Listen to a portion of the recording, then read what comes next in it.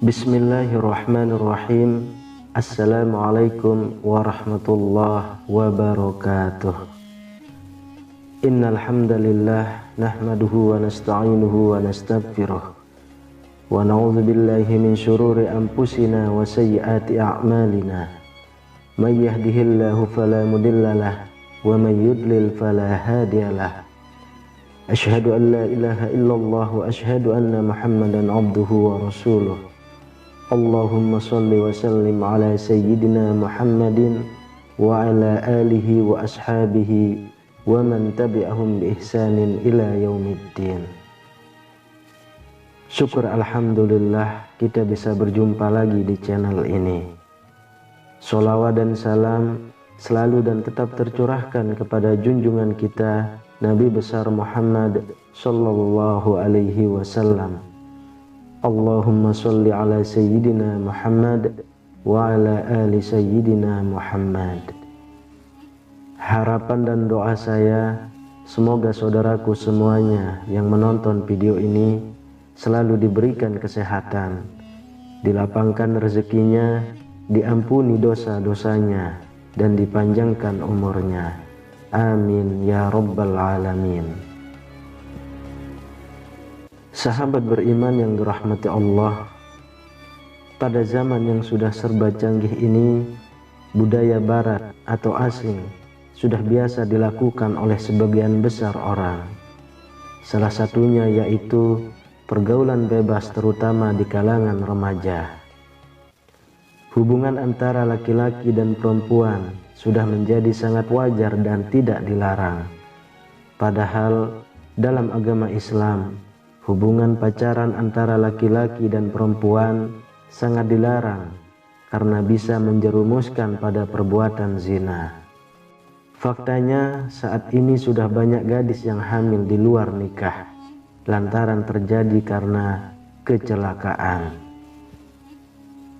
Zina merupakan perbuatan keji yang dilakukan oleh pria dan wanita dan terjadi persetubuhan di antara keduanya. Perbuatan zina adalah salah satu perbuatan yang dikutuk Allah Subhanahu wa ta'ala, dan sebagai umat Islam kita dilarang atau haram hukumnya untuk mendekati zina. Zina itu sendiri dapat digolongkan menjadi dua golongan, yaitu zina mukson atau zina yang dilakukan oleh mereka yang sudah menikah, dan zina ghairu mukson atau zina yang dilakukan oleh mereka yang belum pernah menikah. Adapun hukumannya adalah dengan cara dirajam atau dilempar batu hingga mati bagi pelaku zina mukson, dan hukuman dera atau cambuk serta diasingkan 1 tahun lamanya bagi mereka yang melakukan zina ghairu mukson.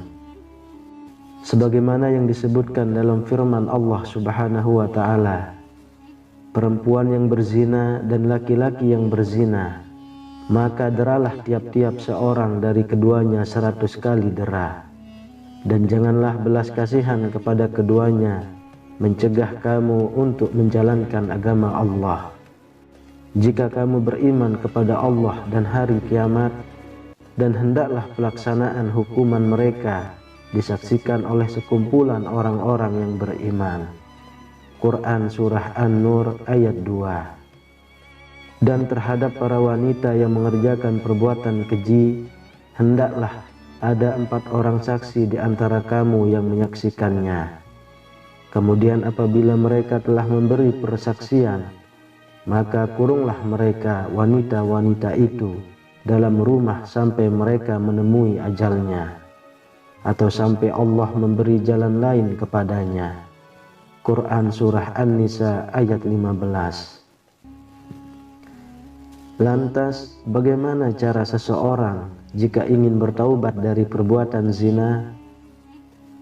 Sahabat beriman yang dirahmati Allah, berikut ini adalah amalan penghapus dosa zina. Yang pertama, menyesali perbuatannya.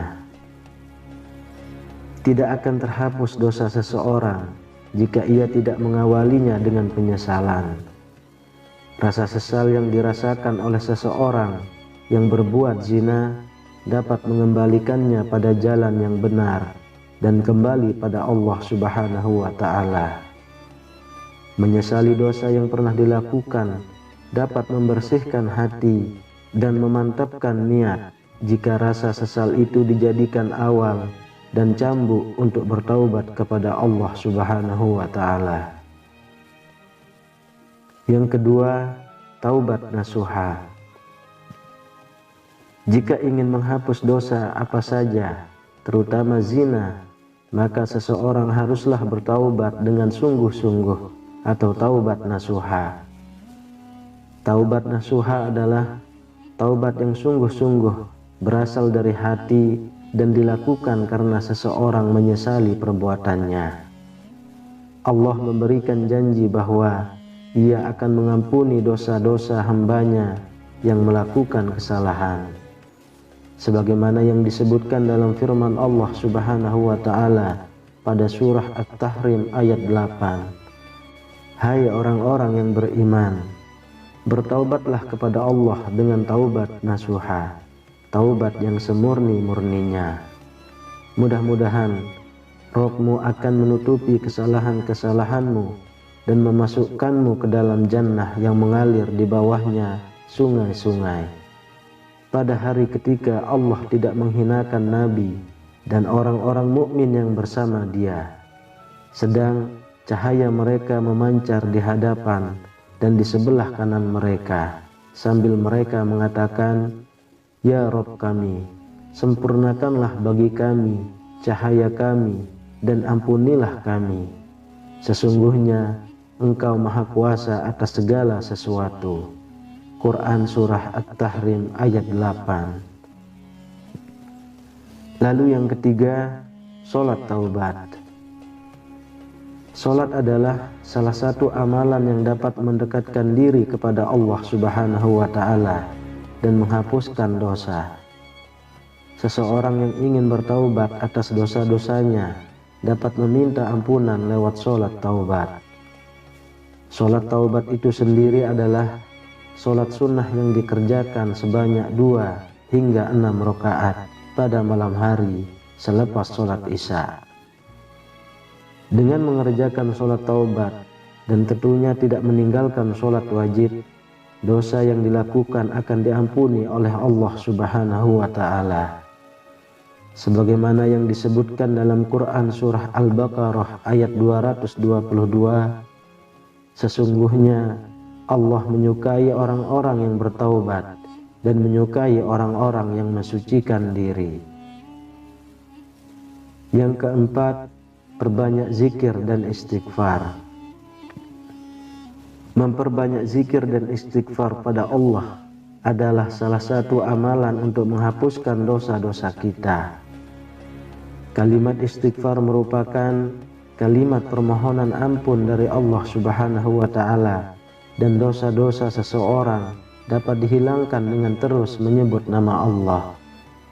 Sebagaimana yang disebutkan dalam firman Allah Subhanahu wa Ta'ala, dan juga orang-orang yang apabila mengerjakan perbuatan keji atau menganiaya diri sendiri, mereka ingat akan Allah, lalu memohon ampun terhadap dosa-dosa mereka. Dan siapa lagi yang dapat mengampuni dosa selain daripada Allah? Dan mereka tidak meneruskan perbuatan kejinya itu, sedang mereka mengetahui. Quran Surah Ali Imran ayat 135. Yang kelima, melakukan kebaikan pada sesama. Jika seseorang berbuat dosa dan keburukan, maka untuk menghapuskannya, ia perlu melakukan hal atau kebaikan pada orang atau makhluk lainnya, seperti dengan bersedekah, menghapuskan hutang orang lain padanya, memberi makan binatang dan sebagainya. Seperti yang dikisahkan seorang wanita pelacur yang masuk surga karena memberi minum anjing yang kehausan. Yang keenam, berpuasa. Berpuasa adalah salah satu cara melatih hawa nafsu dan kesabaran kita. Puasa juga dapat menghapuskan dosa apabila dilakukan dengan sungguh-sungguh, terutama jika melakukan puasa sunnah seperti puasa Arafah dan Asyura. Kemudian yang ketujuh, memperbanyak membaca Al-Quran. Al-Quran dapat menjernihkan hati, dan membacanya tidak hanya mendatangkan ketenangan, akan tetapi juga menghapuskan dosa seseorang. Sebagaimana yang disebutkan dalam hadis riwayat Muslim, bacalah Al-Quran, karena sesungguhnya ia akan datang pada hari kiamat untuk memberikan syafaat kepada pembacanya. Sahabat beriman yang dirahmati Allah, demikian amalan-amalan yang dapat dilakukan untuk menghapuskan dosa zina. Seseorang yang melakukan perbuatan zina tersebut wajib bertaubat dan memohon ampunan kepada Allah Subhanahu wa Ta'ala. Wallahu a'lam bishawab. Demikian yang bisa saya bagikan, semoga bermanfaat untuk kita semua. Amin ya rabbal alamin. Assalamualaikum warahmatullahi wabarakatuh.